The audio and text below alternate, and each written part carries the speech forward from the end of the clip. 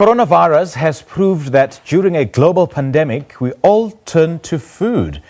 We've suddenly had to cook everything from scratch, and some of us have even risen to the banana bread challenge that has been trending on social media. And a new trend report compiled by Studio H's team of culinary-minded designers looks at an altered food landscape that will look like, what it will look like in a post-COVID-19 world.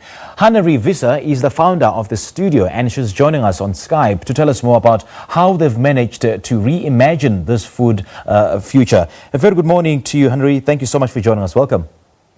Good morning. Thanks for having me. Well, do unpack for us how the altered food, landscape will look like in a post-coronavirus world. So, firstly, the way that we are living at the moment will be altered forever. So, we will never do anything the way that we used to before. So, for example, we're living much slower. We're completely recalibrating all our priorities. Things like to-do lists are completely irrelevant. So, we're entering an era of slow consumption and very considered living. So there's very many ways that the way that we eat will change. Restaurants will change their business plans completely to a delivery format. And you can imagine all those chefs now have to re-look their menus entirely to make sure that the food that they produce will deliver well. So something that took 5 minutes from a kitchen to a table now needs to still look amazing 30 minutes later when it's delivered to someone's house. So one could say that delivery cardboard boxes are becoming the new restaurant tables. And then, delivery is not the only thing that will change. The way that restaurants are designed on the inside will change completely. I think we will see, and we're already seeing this internationally, we'll see pot-like systems inside restaurants where 1 or 2 people can sit.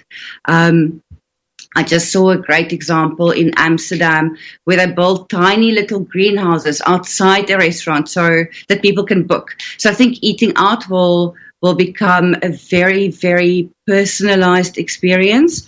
And I think when food is delivered to your home, it's all about the reason we eat out is because we want to experience the ambiance of a certain space.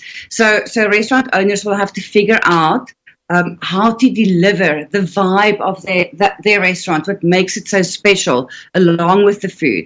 So we may see things like your food arriving at your home with a playlist, or maybe even a candle that will take you back to that space that you love so much. And I think delivery staff will be trained to become the new front of house personnel. So I see delivery staff being trained as sommeliers, for example.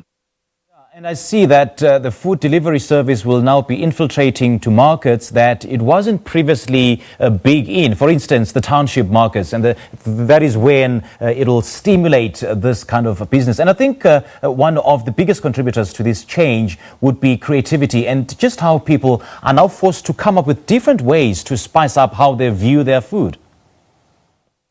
Yeah, creativity is so important. That's the one thing that's going to take us all to this new world that we're headed to.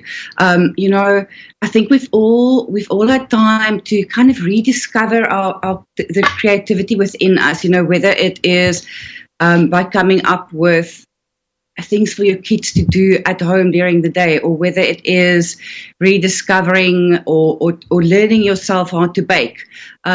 We've all kind of reawakened our creative selves. And I think that's so important because creativity is the one thing that can drive us and find solutions for this new world. And you certainly cannot look at food and not talk about health and hygiene. What have you found in this regard?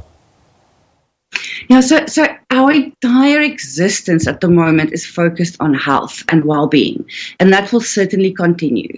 So I see people taking things to the extreme. We may see, for example, people now taking their own cutlery when they go eat out.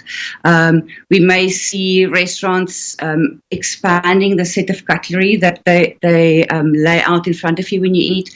I think maybe each person will get their own dishing up spoons. I don't think restaurants will serve family meals and shared meals for a long time. Everything will be focused on one person and solo dining. And then going forward, hygiene is such a big thing. But the other thing that we will see is a rise in tactility, because at the moment, attention is so much focused on our hands because we have to wash it all the time and we're not allowed to touch anything. So we're sensory completely deprived. So I see brands trying to compensate for that. So we'll find that packaging, for example, will become extremely tactile. So it's something that you can really touch and feel and interact with. So we will see a lot of changes. In relation to the current reality of just how people look at food and the kind of impact this could have on brands in the future, what have been your findings in that regard? I think because we won't be traveling internationally for a while, and we probably won't see international tourists visiting our shores for a while, brands will definitely focus on local flavors, local heritage, and authenticity, which is a fantastic thing. So my stance is that any brand or business that celebrates our own flavors at the moment are the brands that will thrive and that will make it through this pandemic. We've seen a trend of panic buying even before the national lockdown was even announced. What influences such behavior? I think it is. It's just people being scared, and it's you have to eat to be able to survive. So I think it's people making sure that they can look after themselves. Look, it's not the best kind of behavior, and it's not something that we should do. But I think we can't help ourselves, because at the end we beings that are programmed to want to survive. Hanari, great chatting to you. Thank you so much for your time. Hey. Thank you so much. That is Hanari Visa, the founder and director of Studio H, joining us via Skype to tell us, or rather to unpack the reports that they've put together that certainly outlines how the food landscape will be altered in a post-coronavirus world.